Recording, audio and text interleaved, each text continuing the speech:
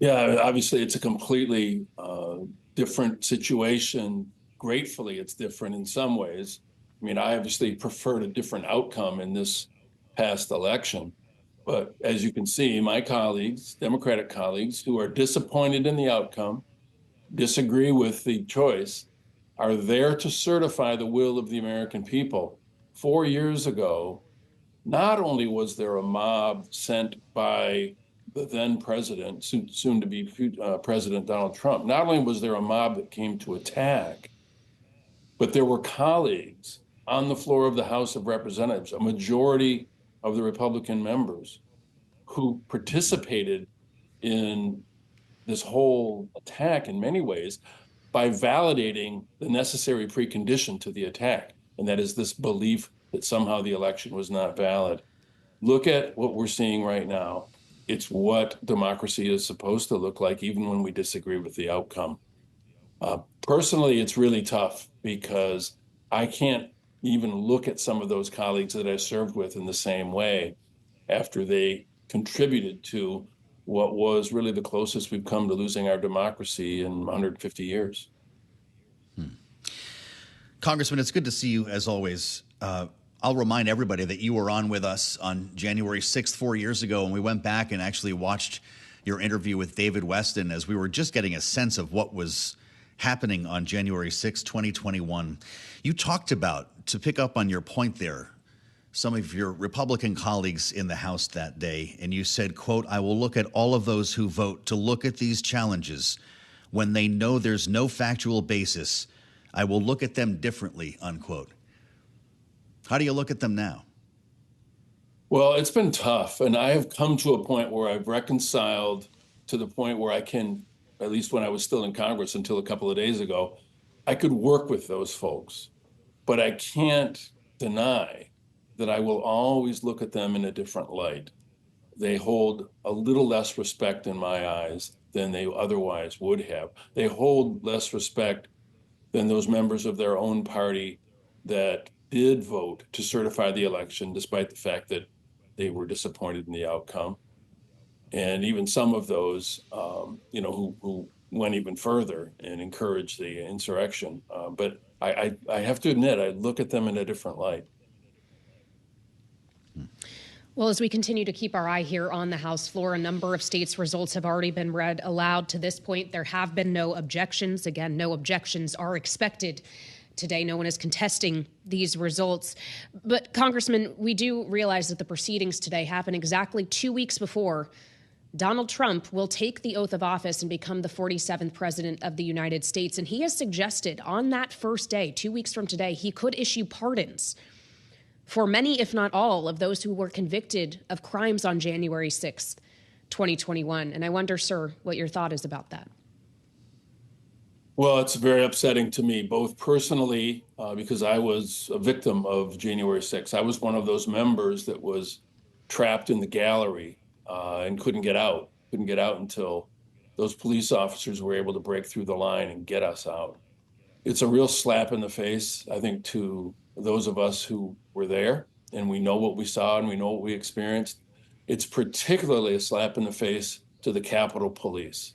Above all, the Capitol Police stood strong and defended this institution, defended those of us who worked there against people who came there and did serious physical harm to many police officers. 5 officers lost their lives at the end of it all as a result of the terrible experience that they went through. The idea that the president of the United States would pardon those people who committed a crime against this country because they happen to like him is a really frightening thought. I think it's something that will not go well in the annals of American history. This will be a dark day if he in fact does that.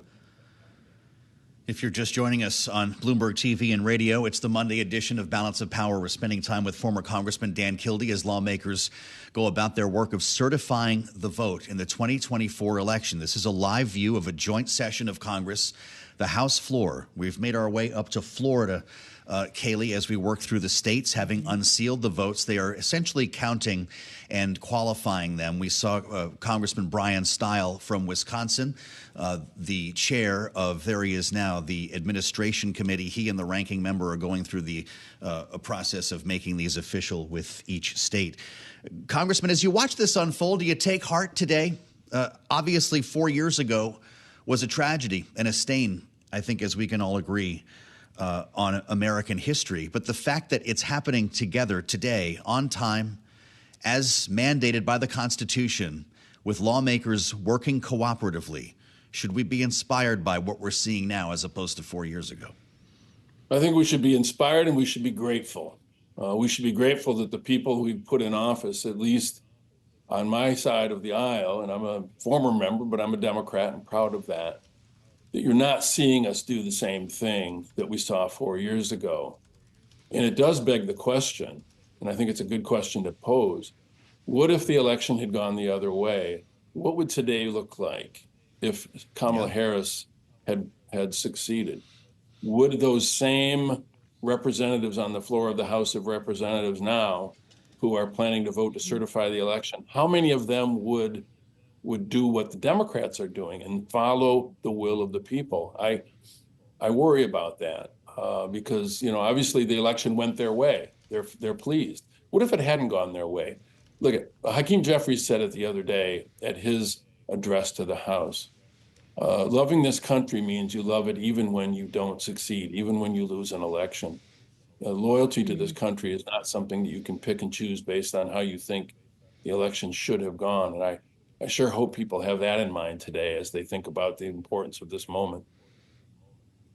Well, and as you join us here on Balance of Power, sir, as a former member of the House, some of your former colleagues who have also left their positions in elected office looked into the events of January 6th. 2021. I'm thinking of, for example, Liz Cheney, Benny Thompson, Adam Kinzinger. Some of them Donald Trump has suggested should face jail time for the work they did on that committee. And with 2 weeks left to go of his presidency, do you believe Joe Biden should be issuing preemptive pardons to those individuals? No, I'm not a fan of the use of presidential pardons at all, no matter what they're used for. I think it's authority that is antiquated, obsolete, and should be taken away. I just don't believe in it. I have enough faith in the judicial system that if Donald Trump decides to make a mockery of it by pursuing charges against people who simply told the truth and sought the truth, I believe our judicial system, our justice system we have to have enough faith in it that it would find those people innocent. I don't think preemptive pardons are advisable under any circumstance. And even though I would agree with the sentiment, I don't think it would be a good thing to do. Pretty incredible story in Politico magazine today about Al Gore thanking Mike Pence for his actions of 4 years ago. They met at a Joe Lieberman memorial service over the summer. Congressman Mike Pence told Al Gore that he was inspired by what he had seen in 2001. "I never forgot it," Pence said to Gore, who replied, "You don't know how much that means coming from you." Of course, Al Gore was under a lot of pressure at that point by his own party to defy the Constitution following all the recounts and what was a pretty difficult time, if you're old enough to remember. Shouldn't we also acknowledge the fact that Democratic lawmakers have raised objections in this process that we're witnessing right now in the past? That's a bipartisan exercise, and it's separate from storming the Capitol. It is. It's separate from storming the Capitol for sure. But I think there is a clear distinction when an outlier or two within a party, for the purposes of calling attention to an issue or sometimes to themselves, may have offered objections. But that's a far cry from the majority of a party, members of the House and of the Senate, taking the position that what they know to be a free and fair election should not be certified because they didn't like the outcome. So I've heard those comparisons before, and while they're technically, there have been instances of this, it's a far cry from what we saw on January 6th.